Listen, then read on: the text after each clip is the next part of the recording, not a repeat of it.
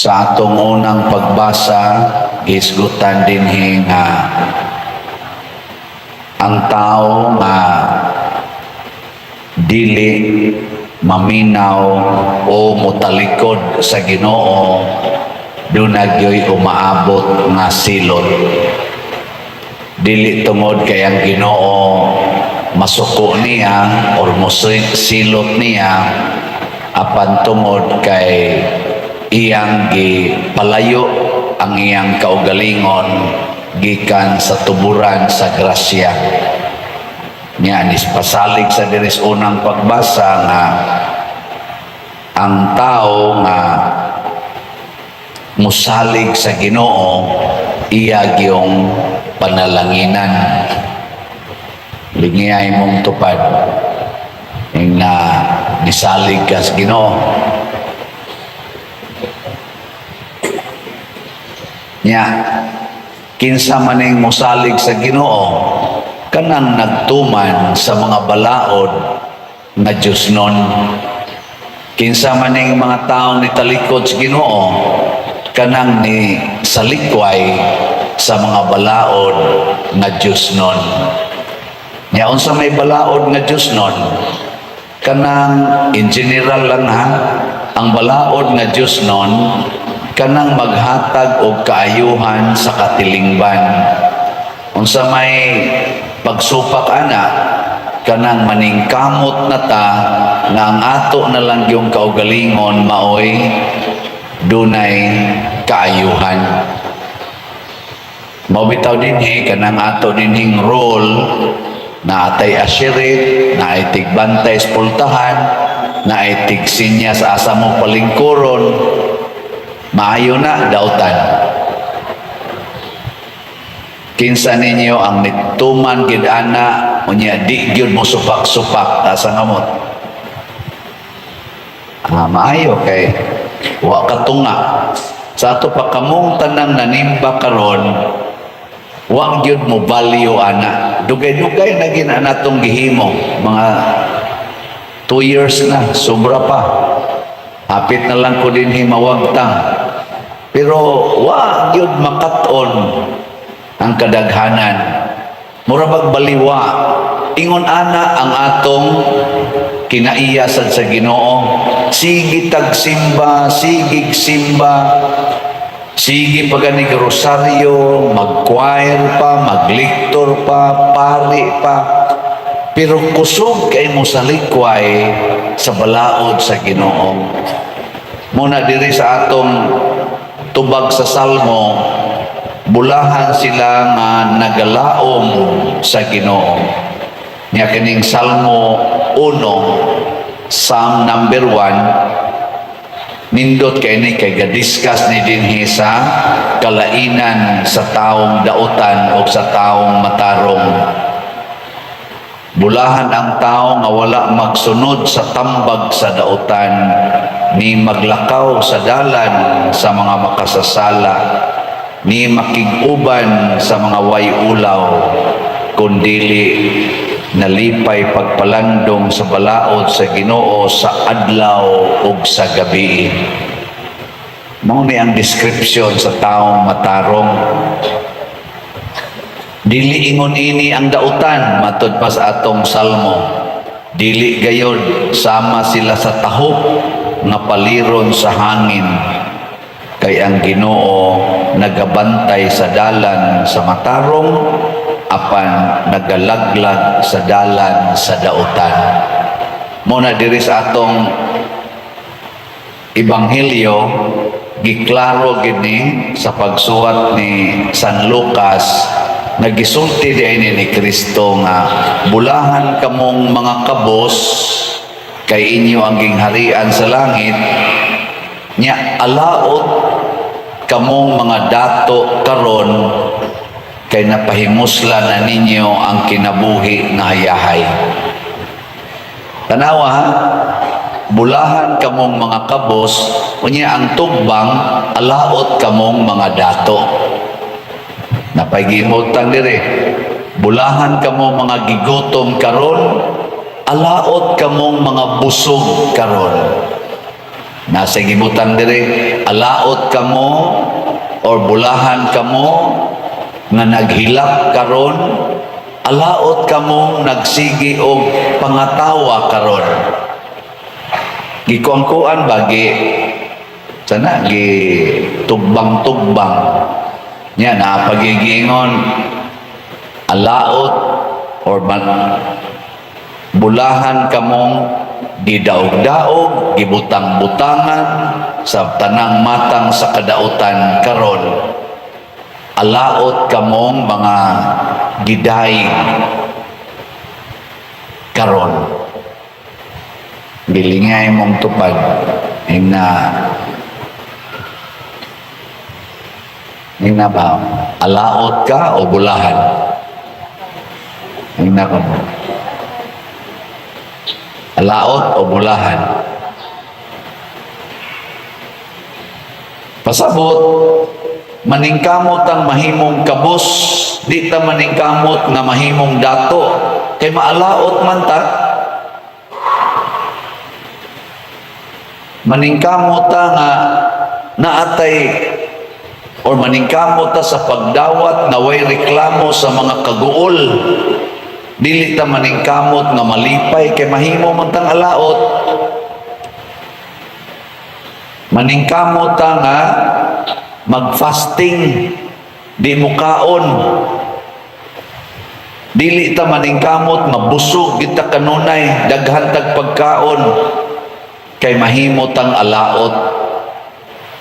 Nya maningkamot ta nga muday sa atong isig katao, dili ta maningkamot nga daygon. Mao ni ang atong challenge. Kanus aman magkagubot ang atong katilingban. Bisan din sa ato ang arrangement sa inyong gilingkuran.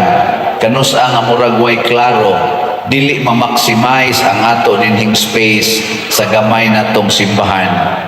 Kung musupak na mo sa asherets.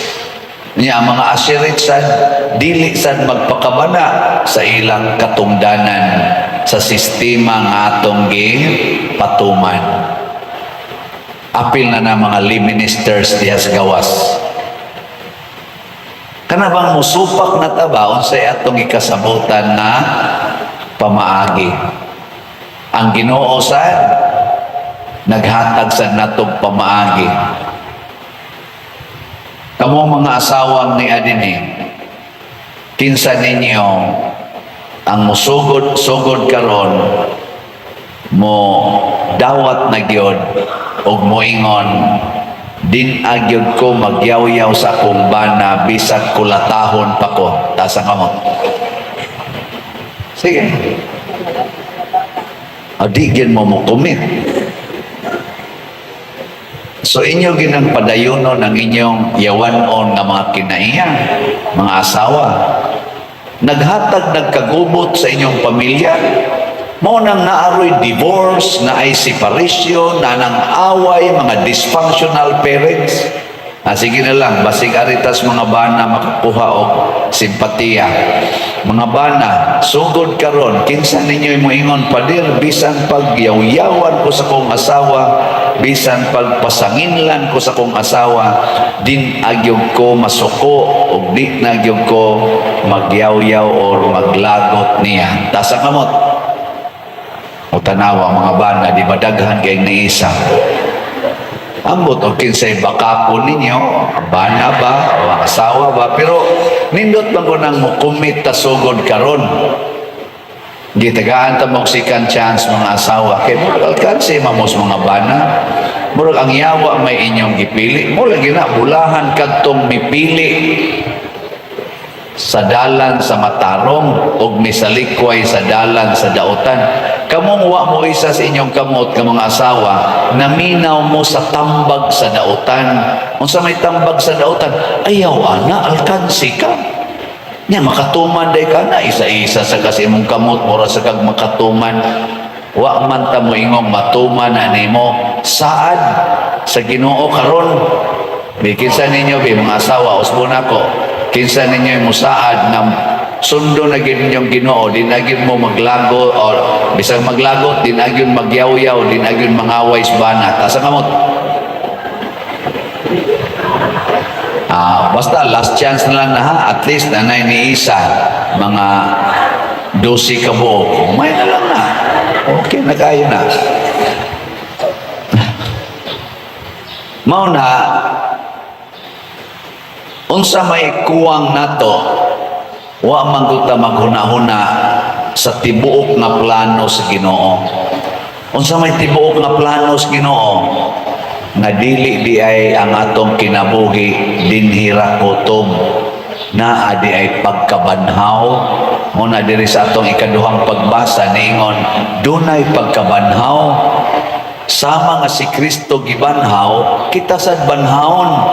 Nya duna di ay langit, duna di ay impierno. Actually, kining pag-ingon nga alaot kamong mga dato karon, pasabot ana, maadto gid mong impierno basta dili mo magsunod sa gustos Ginoo. Dunay nagpaabot na impierno. Kining atong kasakit nga bation dinis kalibutan, introduction lang na sa impierno. Introduction ba? Tanawa na mga tao nangandoy pagkadato. Tanawa ang mga naong smiling o kusmuron. Kanang yung magsigigid bag, magpa 5-6, o niya, magsigig yung tigom anang kwarta, manikas pa, kusmuron. Bisan kayo sa ito mga politicians, na amang mga gipang-akyos, nga sigig pangurakot, na hibaw masatag, kinsa na sila, nga nagsigig pangurakot, na amang lantara na kaayo, nga kinawatay yung kwarta, milyon-milyon, bilyon-bilyon. Tanawang mga naong, bisag karong panahos kumpanya, minus kay nila ang smiling, kasagaran, ilang naong, anang out ba, murag ka na bitang, awa mo kita, tanawa social media, nya mura sila masukanon, kusog kay sila masuko, magsigi silang panaway sa ilang isig katao nga way basihanan, kay dili man sila musubay sa kamatuoran. Mga tigpakaron ingnon, mga bakakon, niya ang ila radyon kaugalingon, ang ilang ipromote, magsigig daig sa ilang kaugalingon, magsigig bandilyo sa ilang kaugalingon. Mauna sila ang mga kandidatong dautan. Di ta mo butar ana, kisa may itong butaran kung naaman katong gasigig daig sa Ginoo o nagsigig daig sa atong nasod o sa atong katilingban, sa pulong o sa buhat. Kana bang dili mangandoy anang kwarta? Kana bang mangumpanya nga dili magsalig og kwarta? Dili nang mangumpanya nga siging hatag. Nya kita sa dinhi mga butante, sige sa gukod anang manghatag. Ngilingay mong tupad. Yung nasugot kag di hatagan. Ina. Sugot kag di hatagan. Mga bahala na. Kaya ingon man sila, dinis Pilipinas, hugaw naman yung kayong politika din eh. Di magyug kuno mo daog ang tao nga way kwarta, pero di biya na tinuod. Di gina tinuod. Nya kini sang mga naeng nigamit og kwarta, ang sunod ana nilang buhaton manikas na usbon ang resulta sa eleksyon, dagdag bawas kusog kay na kontrolon ang komili, kontrolon ang mga voting canvassing centers, abonuhag kwarta. Sige lang.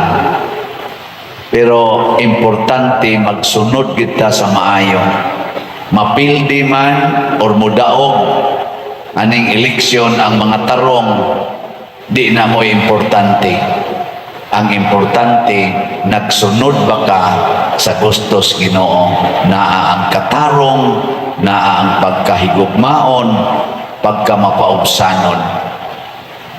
Last na lang lingi sa imong tupad. Ang di mo lingi, padong sa impyerno. Sige. ing na lingay mong tupad, ing na sugod karon sabat ihurot na nakong hug sa kolekta akong kwarta. Sige.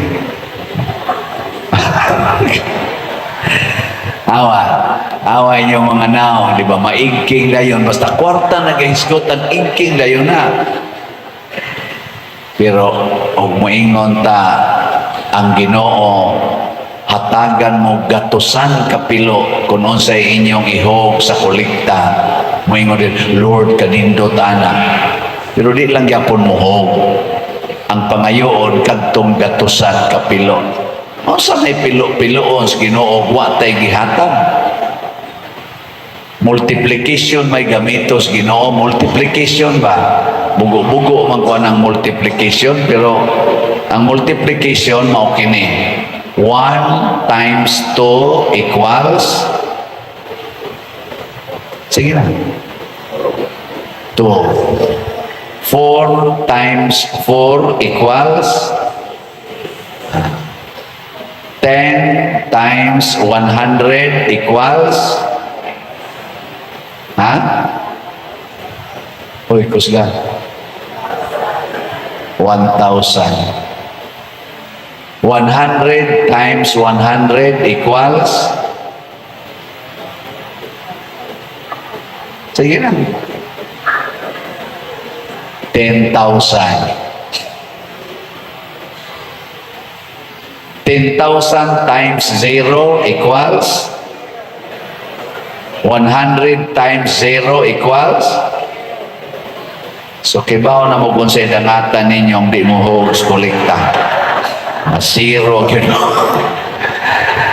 naman tadi ay ubang mga kongresista nga niingon nga di pirma yun mi kay aron di mi masiruhan sa atong budget pero tungod kay wa ka magsunod sa kabubutos Ginoo gapa sunod ka papalid-palid lang ka sa tambag sa dautan mao nay tinuod nga zero kay ang tinuod nga mohatag og grasya ang Ginoo siya'y mo multiply dili ka nang agianan sa grasya kung dili ang Ginoo mismo tuan niya ang tuburan mo na sundo natong Ginoo bahala na ning mga yawanon nga mga agianan sa grasya sa pagkakaron manghulga nato mopahimos nato kay di kita siruhan sa Ginoo kung nagsunod ta niya mabungahon ta dili malarag ang atong mga dahon matod pa